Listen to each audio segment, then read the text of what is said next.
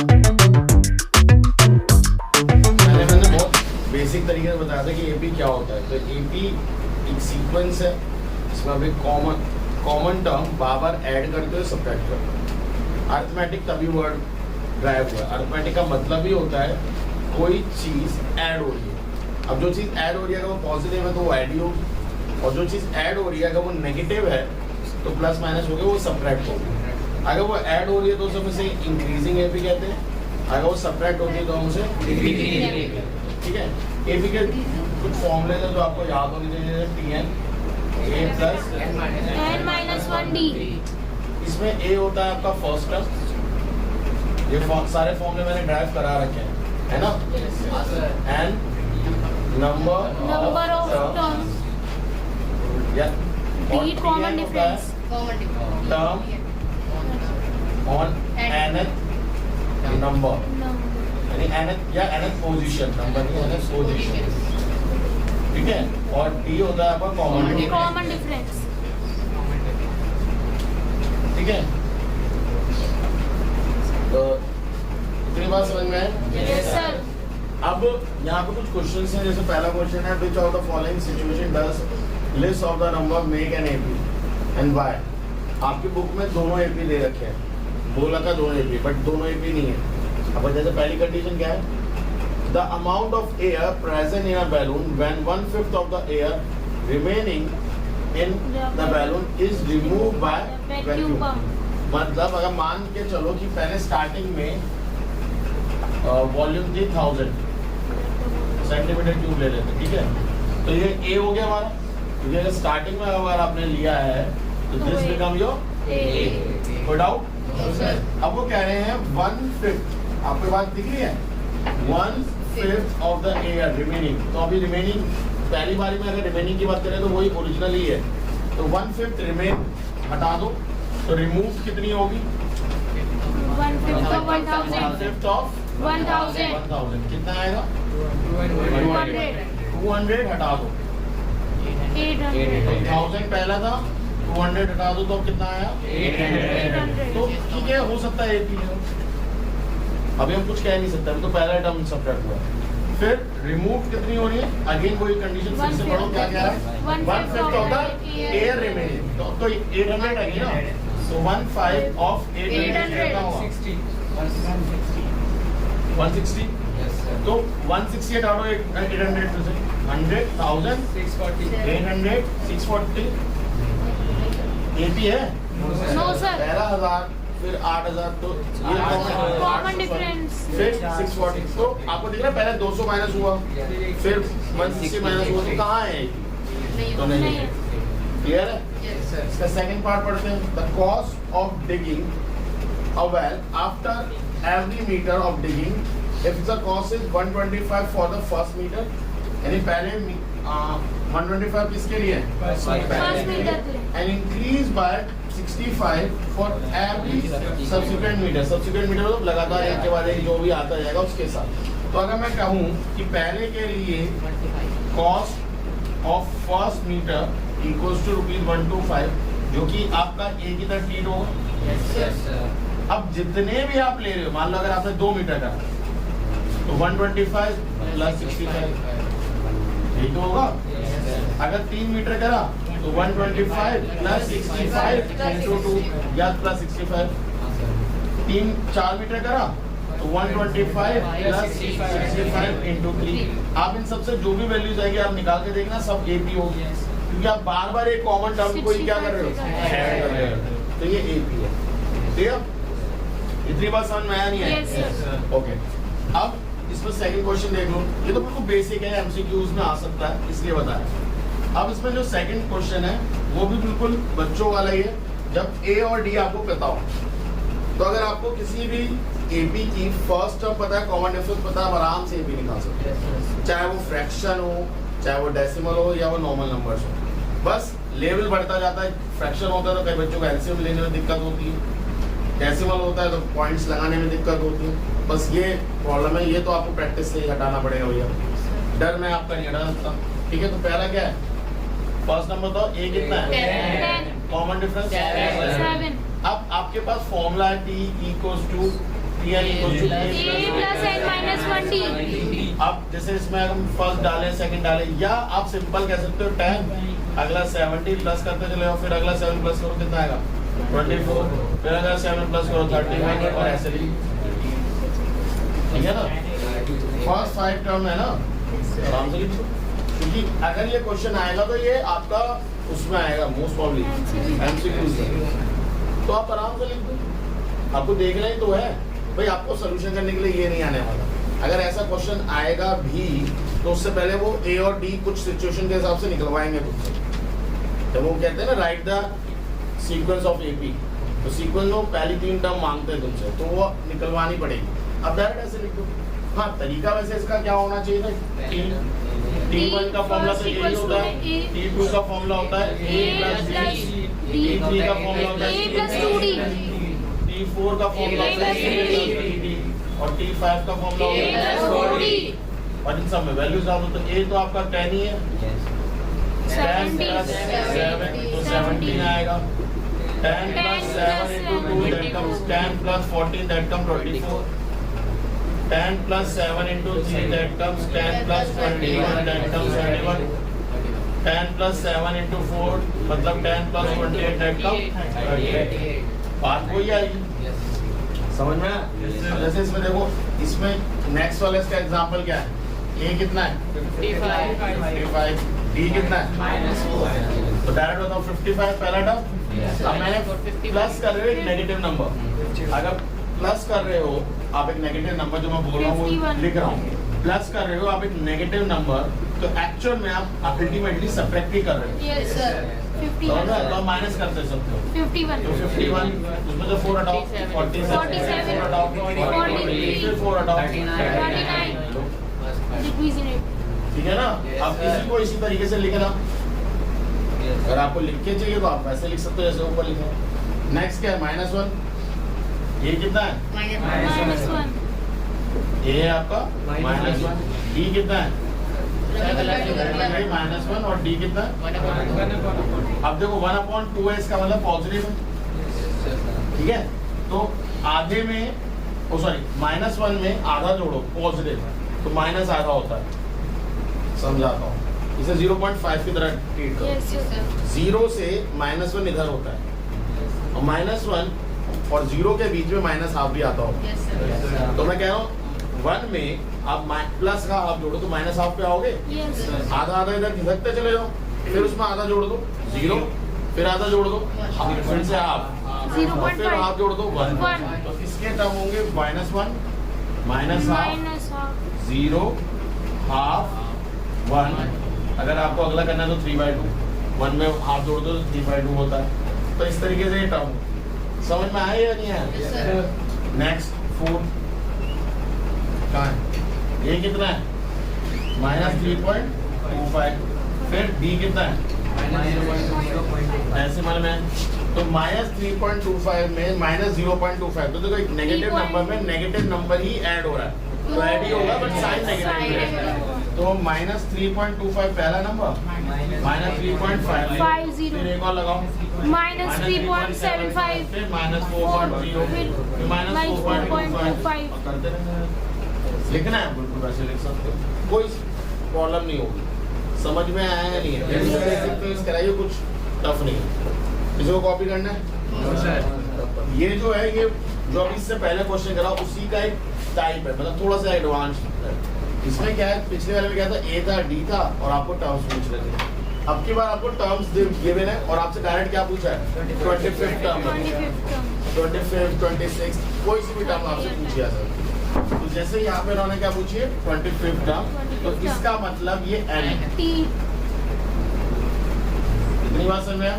yes sir, अब AP को देखकर आप क्या अनुमान लगा, -5 है ये, A है, और D के लिए थोड़ी सी मेहनत करनी पड़ेगी। तो मेहनत क्या होती है, आगे वाली टर्म से पीछे वाली टर्म माइनस, क्या आगे वाली टर्म से पीछे वाली टर्म को माइनस करना है, माइनस -5/2, ये आगे वाली टर्म है, माइनस करो फिर पहले -5, वो भी माइनस में, तो घबराना मत, यही होता है जो सबसे ज्यादा घबराहट का कारण होता है। प्लस, तो माइनस आ गया, माइनस भी करना था, ये वाला माइनस लगाऊं या वो वाला माइनस जो उसका माइनस था वो लगाना है, ऐसा भैया सिंपल क्या बोला, आगे वाली टर्म उसमें माइनस आएगा, सब्ट्रैक्ट करना है फर्स्ट वाली टर्म तो उसमें भी माइनस है, तो क्या प्रॉब्लम है, आगे वाली टर्म पे माइनस हो रहा है तो उसके साथ सब्ट्रैक्ट करने को बोला तो वो माइनस करना ही है, और पिछले वाले टर्म पे भी माइनस है तो क्या कहता है, कोई दिक्कत है।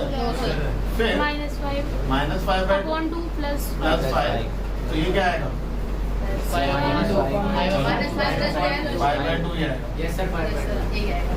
अगर आपको नहीं आता तो आप सिंपल तरीके से जैसे पिछला हाफ वाला था वैसे ही है, आप इसे चेंज करिए, 2.5 है माइनस का, तो 5 में क्या जोड़े कि -2.5 बन जाए, -5 में क्या जोड़े कि +2.5, क्योंकि -2.5 में क्या जोड़ा कि 0 बन गया, प्लस का 2.5, 0 में क्या जोड़ा कि 5/2 यानी 2.5 बन गया, 2.5। आप ऐसे भी आइडिया लगा सकते हो, एलसीएम लेके करना तो एलसीएम लेके ऐसे कर लेना, 2 यहाँ पे -5 यहाँ पे, यहाँ 1 मानेंगे तो 1 के टेबल में 2 का होता है 2, 2 5 तो भी ये आएगा, जो आपको करना है उससे कर लो। अब एक बार ये मिल गया, कॉमन डिफरेंस मिल गया, टर्म आपको पता ही थी, Tn का फॉर्मूला क्या होता है, a प्लस n। अब छोटा सा एक सजेशन है मेरा, ये मान सकते हो अच्छी बात है, अगर यहाँ n है तो यहाँ 20 उससे एक कम होता है, तो यहाँ पे a + 24 पहले लिखो, उसके बाद a और d डाल दो। ये इसलिए प्रैक्टिस में ला रहा हूँ क्योंकि वर्ड प्रॉब्लम में बहुत हेल्प मिलती है इससे। अगर आपको पता है कि भाई यहाँ अगर 25 टर्म है तो यहाँ पे 24 होना है, अगर आपको ये समझ में आ गया तो वर्ड प्रॉब्लम में आधे प्रॉब्लम तो वैसे ही सॉल्व हो गई, क्योंकि आधे बच्चों को ये नहीं प्रॉब्लम होती है, भाई साहब यहाँ लिखा 25 है लिख रहे हैं 24, क्वेश्चन ही फॉर्मूला ऐसा है, यहाँ है ना तो यहाँ पे क्या है n-1, तो 25 टर्म निकालनी है, a कितना है -5 प्लस 24 into 5/2 -5 60 कितना है प्लस 55 माइनस का, ठीक है, फर्स्ट वाला क्लियर है। ओके, सेकंड वाला देखो, सेकंड वाला क्या है, अगेन कौन सी टर्म चाहिए आपको, एंड आपको 30 पता है, ठीक है। अब एपी में आपको देख के पता चला 27 दिख रहा है ना, और डी के लिए मैंने भी आपको क्या 22 -27 22 -5 ठीक है, सभी के कंफ्यूज हो रहे हैं इसमें, नो सर, तो ये आ गया। अब आपको Tn का formula a plus n minus 20 कौन सा चाहिए, 30 a plus 29 a कितना है 27 plus 29 into -5 प्लस पहले तो ऐसे लिखो प्लस माइनस Minus. 5 9 जा 45 और क्या लिखा 5 45 है ना, Yes, sir. माइनस करो कितना आएगा 8 माइनस का, क्योंकि ये बड़ा है, समझ में आ गया, तीसरा वाला क्वेश्चन है, ठीक है।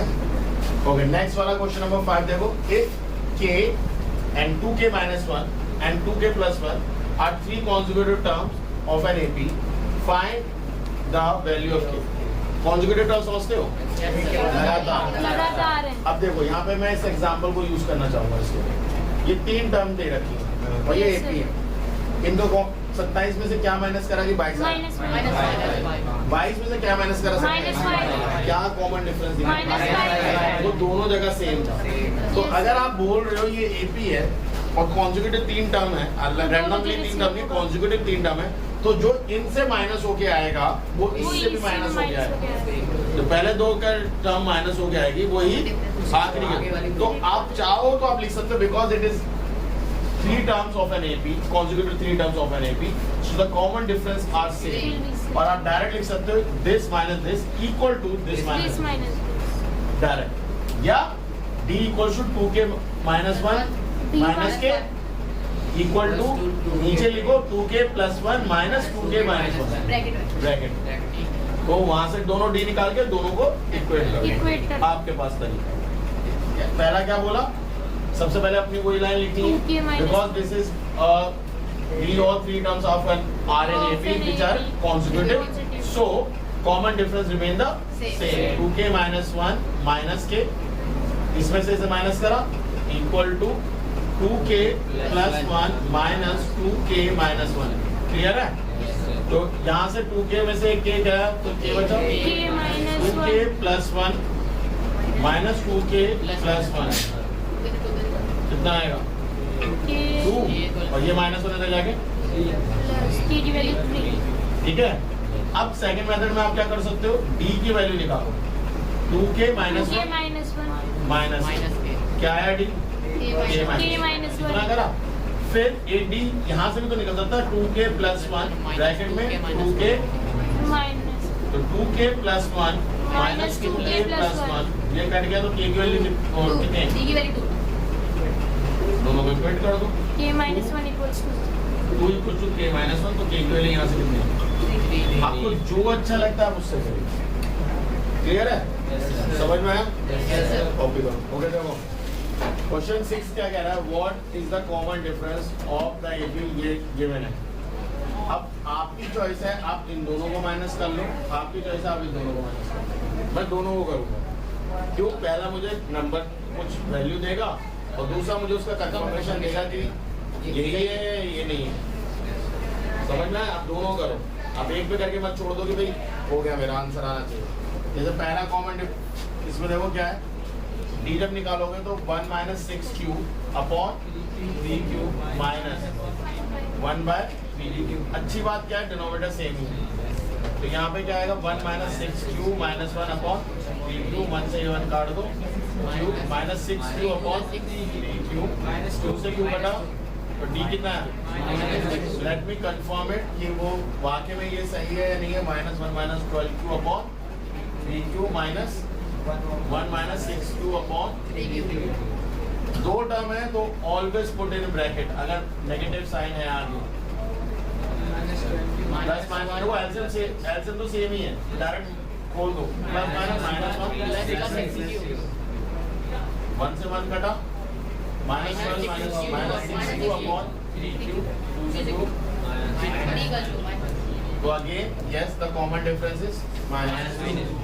क्लियर है? Yes sir. Common difference is minus 2। Second वाला देखो, which term of an AP is 1। तो ये एपी आपको दिख रही है 5 13 21। तो यहाँ से क्या क्या इन्फॉर्मेशन आप सिर्फ रीड करके निकाल सकते हो। 8 तो 5 है, कॉमन डिफरेंस देख के पता चला 13 माइनस 5 तो 8 है।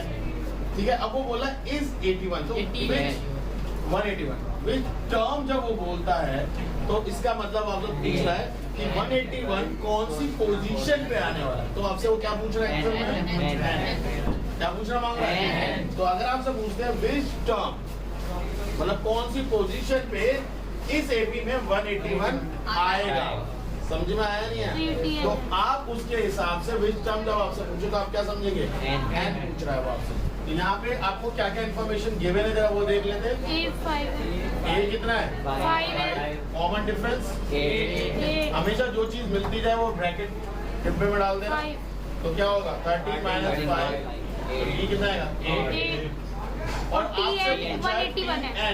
181 है तो आपसे आपको क्या नहीं पता, N नहीं पता कि कौन सी पोजीशन पे आएगा। बात समझ में आई? Yes, sir. आपको क्वेश्चन में एपी बता दी जिससे आपने ए और डी निकाल लिया जो हमने पहले भी करा था। आपको पूछा इज 181 यानी 181 कौन सी पोजीशन पे आएगा तो आपसे क्या पूछना मांग रहा है एन। तो आपका फॉर्मूला है ना Tn equals to a plus n minus 1 d। अब आपको एन ही निकालना है तो आप वो एन वाला तरीका अपना नहीं सकते जो हमने पहले करवाया था। 181 यहाँ लिखेंगे equals to 5 plus n minus 1 बात समझ में आया नहीं? Yes, sir. क्वेश्चन में कई बार ऐसे पूछता है जैसे यहाँ तो बोला विच टर्म तो इसका मतलब इट्स कंफर्म कि ये इस एपी में है। जब भी बोला विच term of an AP is 181 उन्होंने कंफर्म होकर पूछा है कि ये नंबर कौन से टर्म पे आएगा।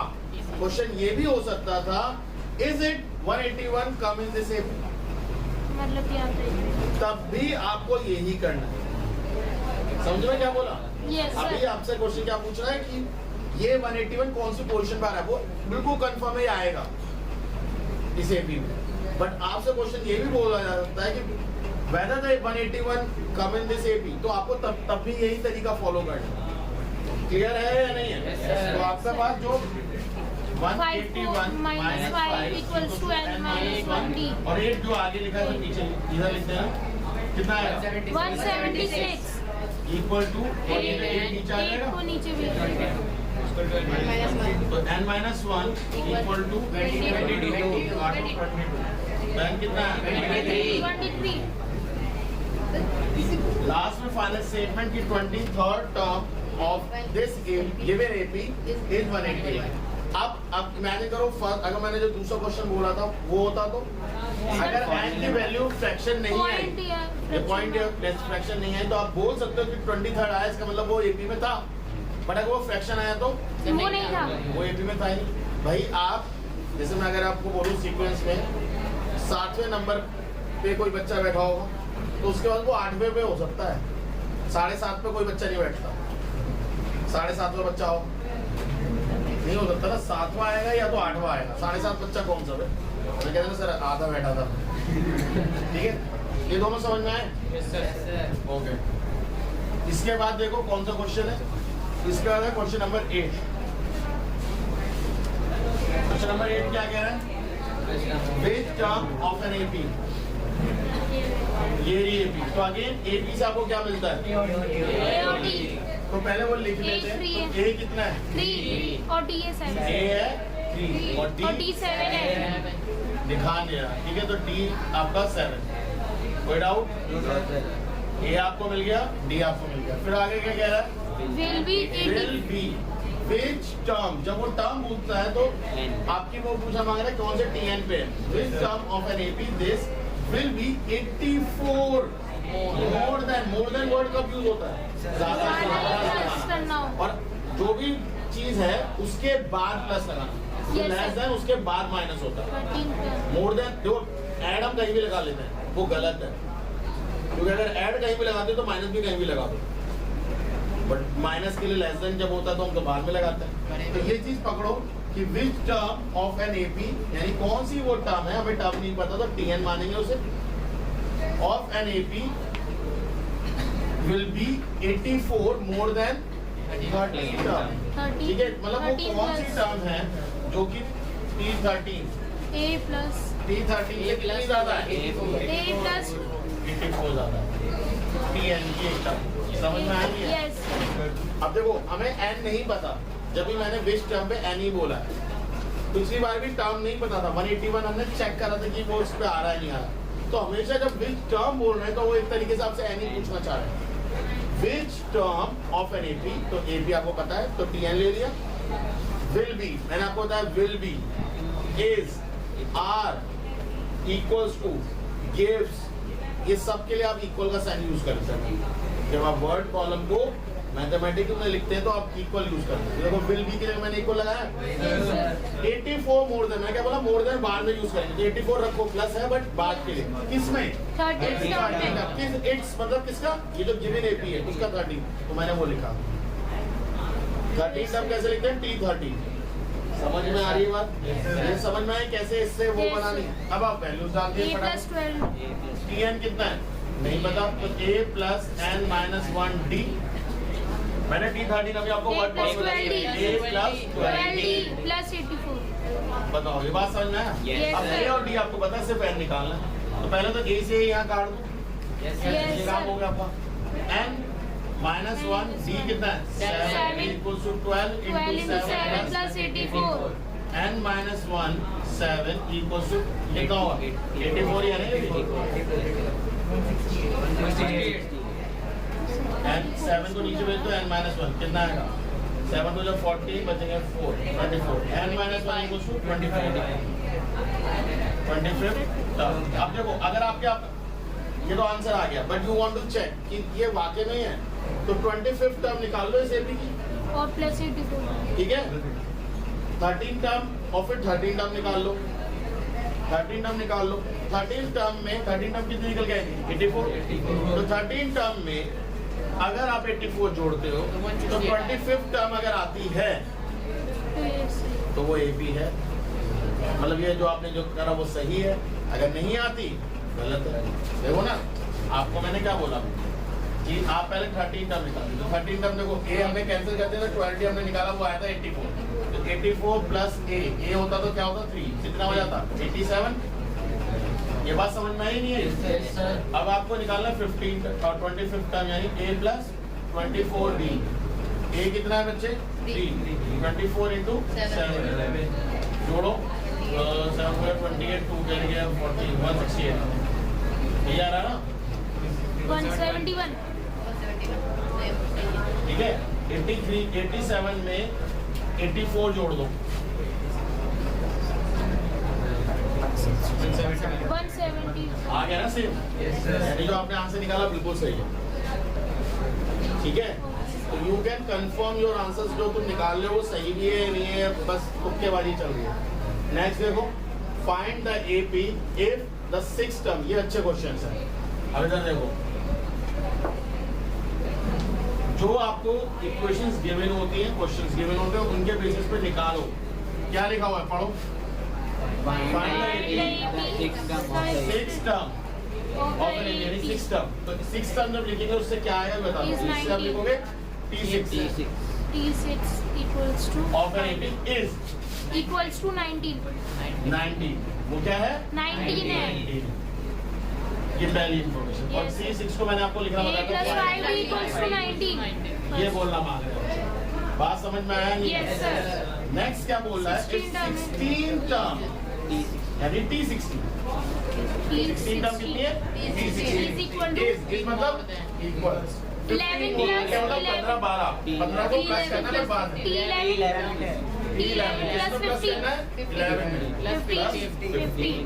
सही है। 16 टर्म इज इक्वल लगा दिया 15 मोर किसमें T11 11 टर्म तो T11 में प्लस 15। अब ये क्या होता है a plus 10t plus 15 a से 8 कट गया इसको डालो 15 minus 10 minus 10 d equals to 5 d equals to 3 तो D3 आ गया। फाइनल इक्वेशन में डाल दो a plus 5 90 a plus 5 5 into 3 equals to 19 15 equals to 19 minus 15 4 ये आ गया आपके पास। अब आपके पास टर्म पता है, कॉमन डिफरेंस पता है, क्या पूछा था उन्होंने फाइंड द एपी इधर इतना। तो आपने ए और डी निकाला तो आप एपी कैसे निकाल सकते हैं 4 7 10 13 और this is the required AP. आपको लिखना पड़ेगा स्टेटमेंट। क्लियर है नहीं? Yes, sir. नेक्स्ट वाला देखो, नेक्स्ट वाला क्या है the sum of second second and seven. अब भैया साफ बोल रहा है क्या sum है Sum. plus ठीक है, तो ऐड कर दो किसको T2 plus second T2 plus T7 of an AP is मतलब वर्ड कॉलम तोड़ना आ रहा है। इफ इट्स 15 टर्म इज तो T15 इज 1 लेस देन, मैंने क्या था लेस देन बाद में किससे ट्वाइस 8 ट्वाइस मतलब क्या होता है 2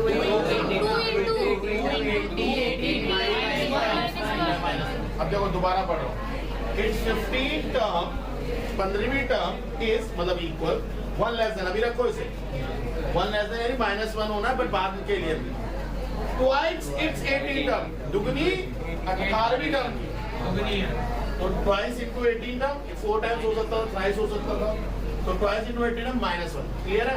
सबसे वैल्यूज डाल दो। देखो पहले वाले में वैल्यू डालते हैं पहले a प्लस plus d अगला वाला a plus 3 equals to 30 a 2a plus 7d equals to 30 ये आपकी पहली क्वेश्चन है। कोई डाउट?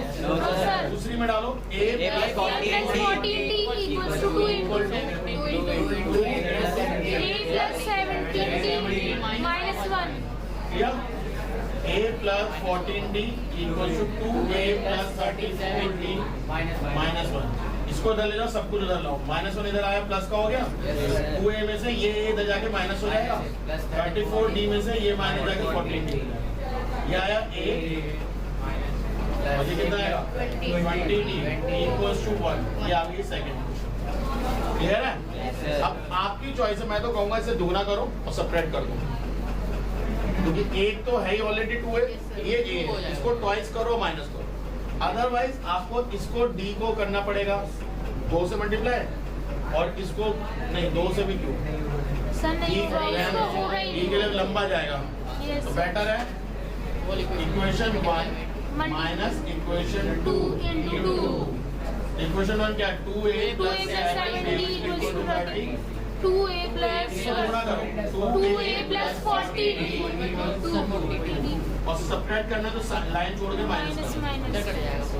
कट गया। 7d में से माइनस 40d तो 30 d आएंगे माइनस का ये याद रखना 28.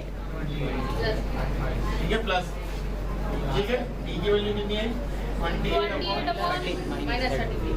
minus. क्लियर है सही है ना अब इसमें से किसी भी एक इक्वेशन में डाल के ये निकाल लेना क्लियर है Yes. sir. कितना क्वेश्चन है एक बचा देखो इसका आंसर सही है नहीं 28 माइनस 33 तो इतना अजीब गरीब आंसर आता नहीं सही है सही आंसर है सर एक भी AP 154 है 159 4 है कॉमन डिफरेंस है 4 है सर तो फिर कहाँ गड़बड़ कर दी a plus 6d a plus 6d equal to 30 यही देखो 30 क्वेश्चन सही लिखा है तुमने second term 7 term 30 15 term is 1 less than twice of 18 term यार फेमस सर की वीडियो भी डाल दी चलो कोई नहीं 8 कोई दिक्कत नहीं 7 यहाँ कितना हो जाएगा 40 और 14 तो 14 कट ही जाएगा ना यहाँ से a मिल ही जाएगा इतना काम यार पढ़ा दिया तुमने a to a minus a equal to 1 तो a कितना आ जाएगा 1 इसको किसी भी इसमें डाल दो 2 into a 1 plus 7d equals to 30 7d equals to 30 2 1 सा 2 माइनस इतना में 7d equals to 28 4 अब आया ना सही आंसर 1 5 9 क्लियर है